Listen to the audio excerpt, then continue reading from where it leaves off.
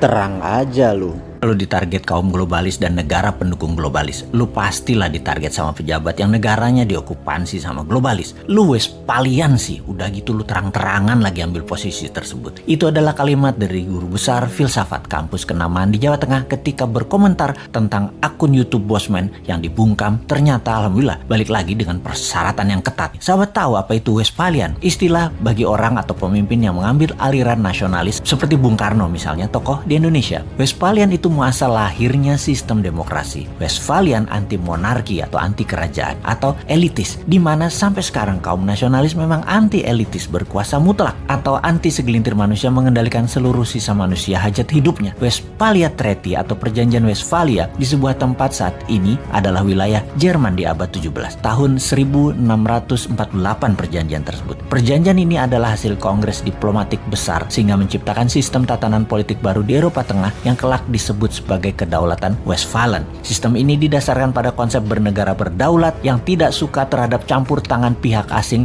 terhadap urusan dalam negeri suatu bangsa. Di sanalah muasal lahirnya istilah nation state atau negara bangsa. Sejak saat itu, monarki dunia mulai mengalami kemunduran hingga puncaknya terjadi Perang Dunia Pertama di mana Amerika merupakan negara Westphalian terbesar pada saat itu. Sejak akhir Perang Dunia Pertama hingga berakhirnya Perang Dingin 1989, ada 100 negara lahir yang kebanyakan bentuknya demokrasi nasionalis. Monarki dengan penguasaan elitis tidak tinggal diam. Ada 13 keluarga besar yang berbasis bisnis perlahan-lahan mulai menguasai dunia. Diawali sejak Perang Dunia Kedua yang menempel dengan Amerika. Mereka adalah globalis cabal seperti Rothschild, Oppenheimer, Rockefeller, Zucker, dan lain sebagainya. Lalu di tahun 1989 mereka menempel dengan Tiongkok, membuat baik Amerika maupun Tiongkok saat ini berafiliasi kepada globalis. Globalis itu monarki 2.0, anti nation state yang saat ini menguasai 99 data manusia kaum globalis itu. Bagi globalis cabal, mereka tidak mengenal istilah negara atau bangsa lagi. Bagi globalis, yang penting adalah nomor kependudukan dan nomor sertifikat. Kontrol dan monitor seluruh data umat manusia adalah tujuan mereka. Kita, kaum New Mind, menentang keras dan sangat berlawanan dengan pemahaman globalis cabal di mana kita adalah kaum patriotis nasionalis. Ini kita deklarasikan berkali-kali. Inilah yang membuat sosmed YouTube Bosman harus dibungkam karena jangan-jangan memang pejabat 20 tahun terakhir Indonesia merupakan kaki tangan globalis atau terkena pemahaman globalis termasuk oposisinya. Ide nasionalis dibangkitkan oleh New Mind ini sesungguhnya dan sungguh ini menjadi ancaman. Bener deh, oleh globalis, nation wealth, sebuah wilayah untuk kekayaan rakyat bisa diambil oleh mereka dengan atas nama world